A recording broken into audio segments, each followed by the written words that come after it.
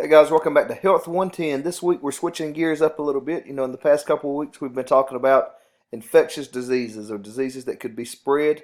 So this week we're talking about those diseases that aren't communicable, meaning they can't be spread from person to person.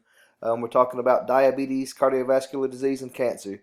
All of these are obviously three diseases or conditions that have a tremendous impact on society, but particularly here in Eastern North Carolina. And so I want to make it clear, guys, some of these things result from factors that are beyond our control, such as heredity.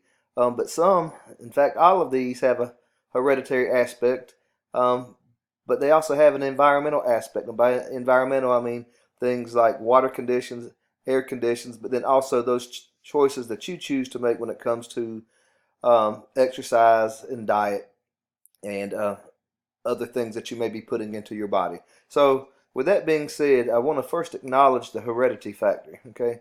Again, because you can't control that. And so, this chapter does a good job of explaining each of these conditions to you, but also giving you the knowledge to be able to take control of that factor. So, you can't control the heredity piece, but you can control your actions that would help minimize your risk. So, for example, if you have a family history of cardiovascular disease, then obviously you need to be more mindful of your diet and be sure to include regular exercise into your life while avoiding things like drugs and alcohol, so forth and so on.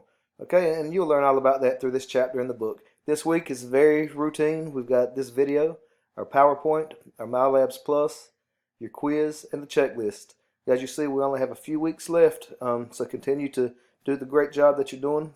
Continue checking your checklist, but also be intentional about checking your grades, because sometimes there could be an error in the grading. So be sure to let me know if you appear to be missing a grade anywhere on an assignment that you completed. All right, let's make it a great week. Take care. Bye-bye.